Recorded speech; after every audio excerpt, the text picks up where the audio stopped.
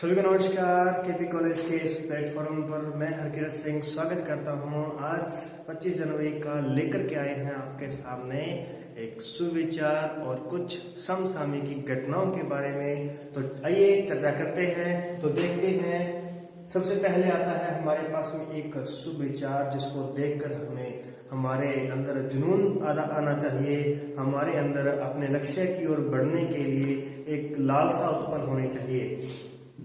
क्या कहता है, जब दिमाग कमजोर होता है तो परिस्थितियां समस्या बन जाती है। जब दिमाग कमजोर होता है तो जो भी परिस्थिति होती है वो हमारे लिए क्या हो जाती है, समस्या बन जाती है। और जब दिमाग हमारा स्थिर होता है तब परिस्थितियां चुनौती बन जाती है। जब दिमाग स्थिर होता है, आपका मन स्थिर होता है, तो परिस्थितियां जो होती हैं ये चुनौती बन जाती है। लेकिन जब आपका दिमाग मजबूत होता है, जब आपका मन मजबूत होता है, तो ये परिस्थितियां आपका अवसर बन जाती हैं। इसीलिए अपने मन को शांत और मजबूत बनाए रखिए, धैर्य से काम लीजिए। ये जो परिस्थितियां हैं ये आपके लिए एक अवसर का काम करने वाली हैं। चलिए शुरू करते हैं आज के कुछ प्रश्नों के बारे में। हाल ही में किसने डिजिटल भुगतान सूचकांक जारी किया है? डिजिटल भुगतान सूचकांक जारी किया है।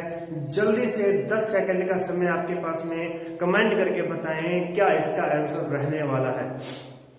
क्या कहता है, हाल ही में किसने डिजिटल भुगतान सूचकांक जारी किया है? इस प्रश्न का उत्तर दीजिए। तब तक मैं आपको बता दूं कि कल हमने एक प्रश्न पर चर्चा की थी जिसे मैंने आपके लिए कमेंट बॉक्स में छोड़ने का कहा था, परंतु मुझे लगता है आप वहां तक नहीं पहुंच पाए हैं। तो वो क्वेश्चन था कुछ इस प्रकार से कि हाल ही में स्टैचू ऑफ इक्वालिटी बनाया जा रहा है जो कि हैदराबाद के अंदर बनाया गया है। उसका अनावरण जो है वो प्रधानमंत्री जी 5 फरवरी 2022 को करने वाले हैं। और वो स्टैचू जो है वो किसका है ये बताना था आपको कमेंट के अंदर, लेकिन आपका रिप्लाई नहीं आया है। फिर भी मैं बता दूं कि वह बनाया जा रहा है रामानुजाचार्य का, संत रामानुजाचार्य का जो स्टैचू बनाया जा रहा है ये कहलाएगा स्टैचू ऑफ इक्वालिटी। और ये बैठी हुई अवस्था में है और बैठी हुई अवस्था के अंदर यह विश्व का दूसरा सबसे ऊंचा 216 मीटर, ध्यान रखिएगा कितना, 216 मीटर इसकी ऊंचाई है। तो ये कहलाएगा दूसरा सबसे ऊंचा। और पहला सबसे ऊंचा जो है वो बुद्ध की प्रतिमा है जो कि बैठी हुई अवस्था के अंदर है और जो कहां पर है, थाईलैंड के अंदर है। चलिए, तो आप सबकी तरफ से आंसर आ चुका होगा। तो बढ़ते हैं अपन इसकी पूरी डिटेल के बारे में। तो ये जो डिजिटल भुगतान सूचकांक जारी किया है ये किया है आरबीआई के द्वारा। किसके द्वारा किया गया है?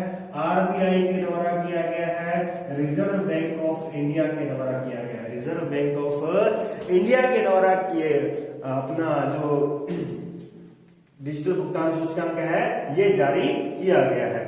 इसके अंदर देखिए जरा आप, आरबीआई की स्थापना कब हुई है? तो 1 अप्रैल 1935 को आरबीआई की स्थापना की गई थी, यानी कि आजादी से पहले की बात है। इसका मतलब हमें सौंपा जाएगा तो हम इसका राष्ट्रीयकरण करेंगे। तो इसका राष्ट्रीयकरण कब किया जाता है? 1 जनवरी 1949 को आरबीआई का राष्ट्रीयकरण किया जाता है। और फिर आप देखेंगे इसका जो मुख्यालय है वो मुंबई के अंदर है। परंतु जब इसकी स्थापना की गई थी तो स्थापना के समय इसका मुख्यालय जो है वो कहाँ था? कलकत्ता के अंदर था। कहाँ पे था?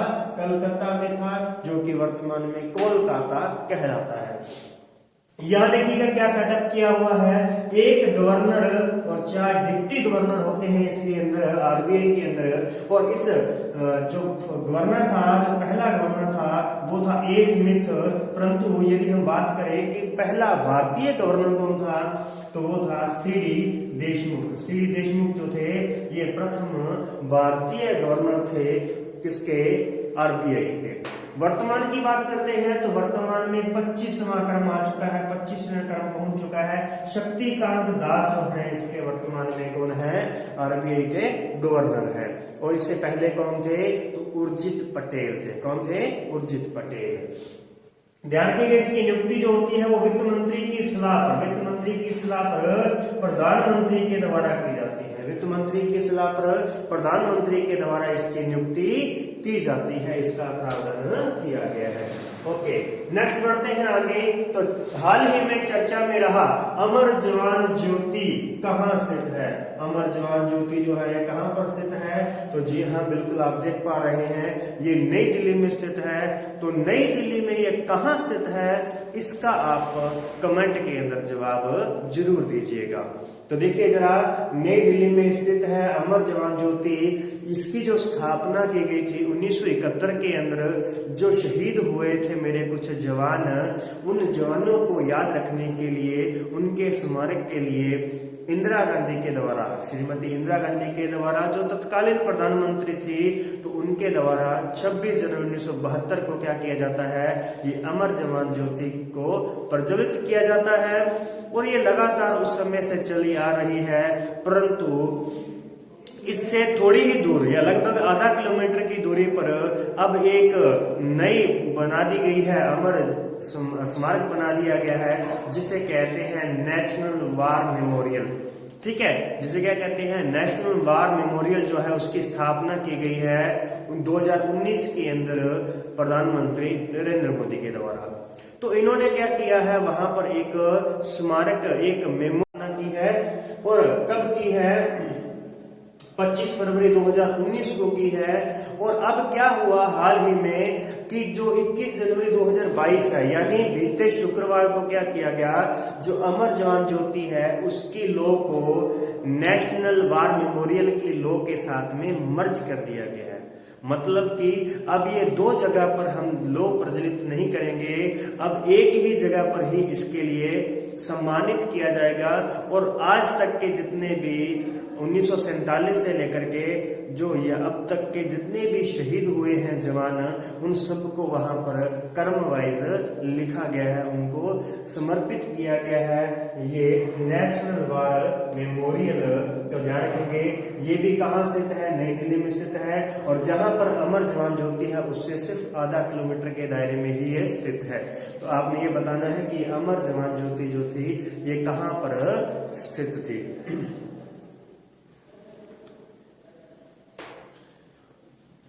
चलिए इसके बाद में नेक्स्ट देखते हैं। अब देखिए जरा, त्रिपुरा, मणिपुर और मेघालय का स्थापना दिवस किस दिन मनाया जाता है? त्रिपुरा, मणिपुर और मेघालय, त्रिपुरा, मणिपुर, मेघालय का जो स्थापना दिवस है ये कब मनाया जाता है? 21 जनवरी को मनाया जाता है। जी हाँ, 21 जनवरी को इसका स्थापना दिवस मनाते हैं। जैसे राजस्थान स्थापना दिवस कब मनाया जाता है? दूसरा क्वेश्चन आपके लिए है, कमेंट बॉक्स में बताना मत भूलिएगा, राजस्थान स्थापना दिवस। तो ये क्या है, त्रिपुरा, मणिपुर और मेघालय का स्थापना दिवस है, 21 जनवरी है ये वाला। और फिर देखेंगे ये तीनों ही, इन तीनों के अंदर ही अभी 2013 के अंदर ही हाई कोर्ट की स्थापना की गई है। 2013 में क्या किया गया है, हाई कोर्ट की स्थापना की गई है, जिसका कारण कुछ इस प्रकार से है कि 23 मार्च 2013 को मेघालय में और 25 मार्च 2013 को मणिपुर के अंदर और 26 मार्च 2013 को त्रिपुरा के अंदर हाई कोर्ट की स्थापना की गई है। और इसी के साथ ही हाई कोर्ट जो थे हमारे, वो उनकी संख्या 21 से बढ़कर के कितनी हो गई, 24 हो गई। परंतु वर्तमान में कुल कितने हाई कोर्ट हैं? तो 25 हाई कोर्ट है वर्तमान में। तो 25वां जो हाई कोर्ट है ये किसका बना दिया गया है? ध्यान रखिएगा, 1 जनवरी 2019 को क्या किया गया, ये 25वां हाई कोर्ट जो है, 25वां हाई कोर्ट जो है ये किसका बनाया, कहाँ पे बनाया? Amravati high court. क्या है ये? अमरावती हाई कोर्ट बना दिया गया है। तो ध्यान रखिएगा, अमरावती यानी कि आंध्र प्रदेश। आज से पहले यानी 1 जनवरी 2019 से पहले आंध्र प्रदेश और तेलंगाना का हाई कोर्ट एक ही हुआ करता था, परंतु अब क्या कर दिया गया है, आंध्र प्रदेश के लिए एक अलग हाई कोर्ट की स्थापना की गई है। तो इसीलिए ध्यान रखेंगे, कुल हाई कोर्ट की संख्या कितनी हो चुकी है हमारे पास में? तो 25 हो चुकी है। चलिए नेक्स्ट देखते हैं। राजस्थान हाईकोर्ट की बात करें तो राजस्थान हाईकोर्ट की स्थापना जून 1949 को की गई थी जोधपुर के अंदर, और जिसकी एक पीठ जयपुर में स्थित है। क्लियर। चलिए अब देखते हैं, हाल ही में भारतीय नौसेना ने किस देश के साथ बंगाल की खाड़ी में समुद्री साझेदारी अभ्यास किया है? समुद्री साझेदारी अभ्यास किया है, तो किसने किया है? जापान ने किया है। ये बंगाल की खाड़ी में किया गया है, और ये किनके बीच में हुआ है? भारत और जापान के बीच में हुआ है। जनवरी 2022 में यह कंप्लीट हुआ है, जनवरी 2022 के अंदर। क्लियर है। ये ध्यान रखिएगा, कहां पे किया गया है? बंगाल की खाड़ी में। और किसके द्वारा किया गया है? नौसेना के द्वारा किया गया है। और इसके साथ ही आप ध्यान रखिएगा भी, आज का जो युग है ये पढ़ाई का युग है, प्रतियोगिता का युग है। और यदि आप पढ़ाई में आलस करते हैं, तो याद रखिए आप अपने माता पिता के जो उम्मीदें हैं उन पर पानी फेर रहे हैं। तो क्या आपको ये अच्छा लगता है? ध्यान रखिएगा, यदि आप पढ़ाई में आलस कर रहे हैं तो इसका मतलब आप अपने माता पिता को धोखा दे रहे हैं, खुद को धोखा दे रहे हैं, अपने आने वाले कल को धोखा दे रहे हैं। तो ऐसा मत कीजिएगा, लग जाइए और बने रहिएगा। इसी प्रकार से बढ़ते हैं आगे। नेक्स्ट आता है हमारे पास में 23 से 28 जनवरी 2022 को, 23 से 28 जनवरी 2022 तक होने वाला ऑपरेशन सर्द हवा, ऑपरेशन सर्द हवा, ठंडी हवा किससे संबंधित है? तो ऑपरेशन सर्द हवा जो है ये संबंधित है बीएसएफ से। किससे संबंधित है? बीएसएफ से संबंधित है। बॉर्डर सिक्योरिटी फोर्स यानी कि सीमा सुरक्षा बल। किसके? सीमा सुरक्षा बल के संबंधित है, बीएसएफ से संबंधित है। और बीएसएफ का जो मोटो रहता है, बीएसएफ का जो मोटो है, उसके जवानों का जो मोटो रहता है वो क्या कहते हैं? Duty unto death.